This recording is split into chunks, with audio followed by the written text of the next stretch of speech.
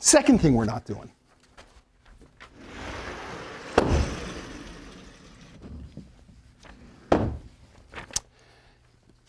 And this pains me. We are not going to give real justice to the whole tree of evolution. There is stunning information we have about how life has evolved on this planet. Here's a nice picture you may not have seen.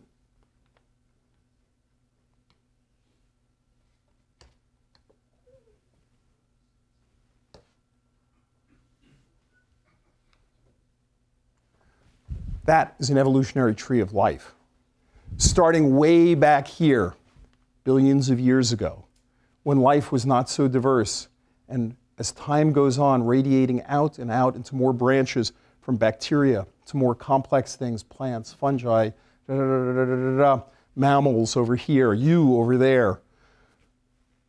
I wish we could describe all of this amazing evolutionary history. We're not going to. But I hope you'll be interested enough to ask, how was this all possible? How did it all happen? And you'll be able to understand, based on some of the things we've talked about, more about evolution afterwards. I'll give you, for the moment, a few red letter dates to remember. Here are a few important dates to remember, just for reference, because I think it's kind of interesting. 4.5 billion years ago, I'll write BYA, the Earth was formed. That's an important date you should remember. 4 billion years ago, that hot planet at incredibly high temperatures over here, which couldn't possibly have supported anything, cooled down. The Earth cooled down enough that it was even conceivable that a living organism could exist on it. Now, what I find amazing is that 3.7 billion years ago, the first life was present on Earth. Within 0.3 billion years, 300 million years, the first life evolved on Earth. Simple bacterial-like cells, what we call prokaryotic cells, evolved. That says something. That says somehow it wasn't so hard to evolve life. There must have been simple principles underlying it that somehow let life get going. Recognizable cells exist within the first 300 million years. Now, what's equally mind-blowing is that it took almost another 2 billion years to the 1.5 billion years ago point that the first nucleated cells, what we call eukaryotic cells with a true nucleus, evolved. That says it took a mere 300 million years to evolve life in the first place, but another almost 2 billion years to be able to evolve a nucleus. Seems a little strange, isn't it?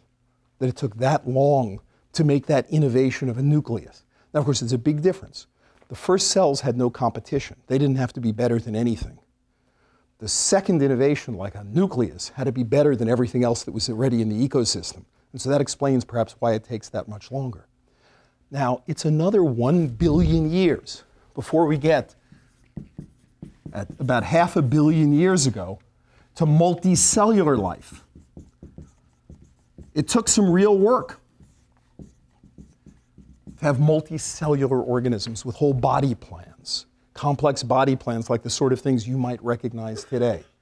So that was another amazing innovation, and all that's happening much later in this picture.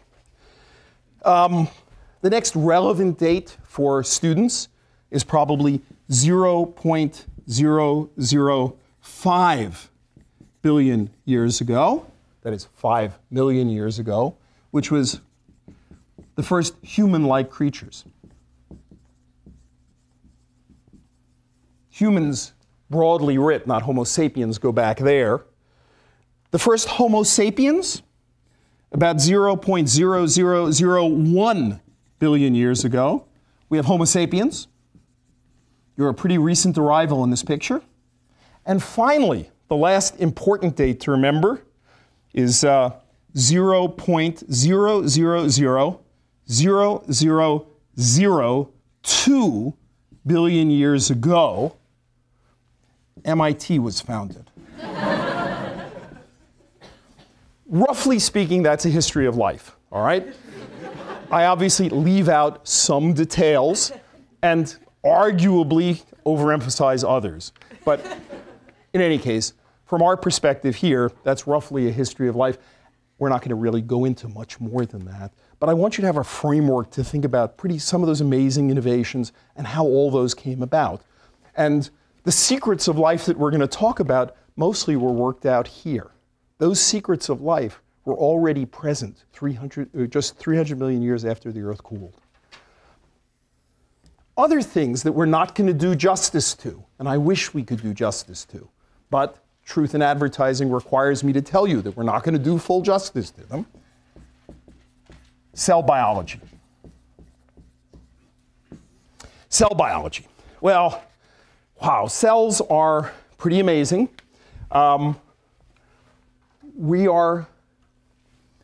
We're going to talk, as I've already talked about eukaryotic cells and prokaryotic cells. Here, bacteria. Here, animals, plants, fungi. These, as I've drawn them, tend to be kind of small, 1 to 2 microns in size. These, much bigger typically, 10 to 40 microns in size, but some of them can be much bigger than that. They can be much bigger than that. These have a nucleus in which their DNA is nicely packaged up. These, for the most part, do not, these do not have a nucleus. Their DNA is not organized in a nucleus. These have all sorts of wonderful, complex organelles to whom we are not going to do justice at all. We could